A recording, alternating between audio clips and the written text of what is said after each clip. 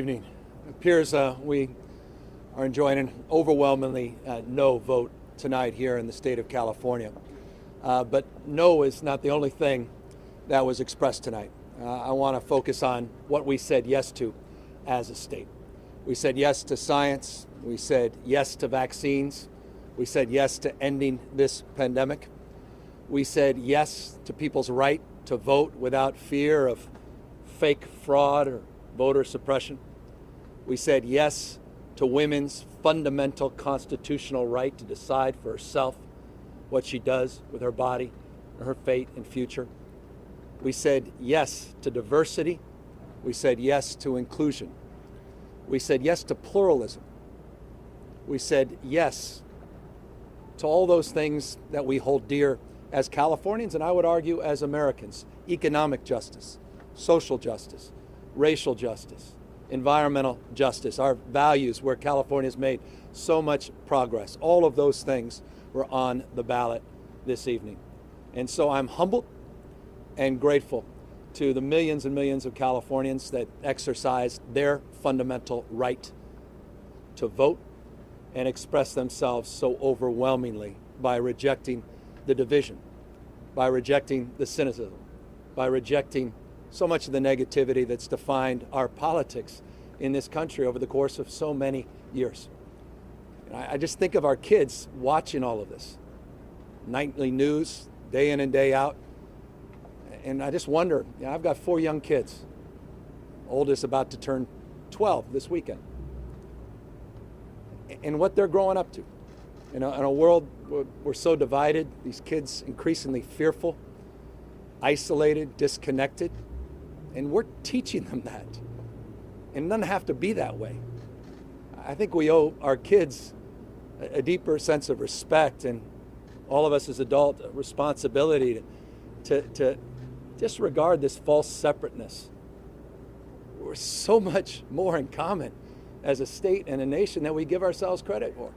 I've been all over the state of California over the last many years, but notably the last 9 months. Conservative parts of the state, progressive parts of the state, folks that I know were going to vote no, and folks that I knew were going to vote yes on this recall, and turned out to do just that. But one thing that's universal: everybody wants to be respected. Everyone wants to feel some connection to one another.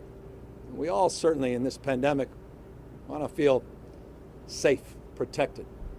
Those are universal values. And I think about just in the last few days, and the former president put out saying this election was rigged. Democracy is not a football. You don't throw it around. It's more like antique vase. You can drop it and smash it in a million different pieces. And that's what we're capable of doing if we don't stand up to meet the moment and push back. I said this many, many times on the campaign trail. We may have defeated Trump, but Trumpism is not dead in this country. The big lie, the January 6th insurrection, all the voting suppression efforts that are happening all across this country, what's happening, the assault on fundamental rights, constitutionally protected rights of women and girls. It's a remarkable moment in our nation's history.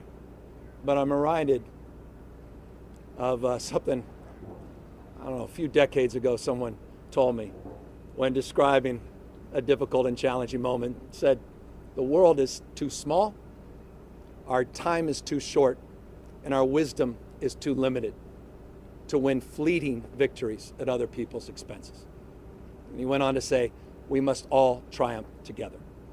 So in that spirit of recognizing and reconciling this moment, and trying to understand what's going on, not just here in this state, but all across the United States of America, I just want to say this. Tonight, I'm humbled, grateful, but resolved in the spirit of my political hero, Robert Kennedy, to make more gentle the life of this world. Thank you all very much, and thank you to 40 million Americans, 40 million Californians, and thank you for rejecting this recall. Good night, everybody.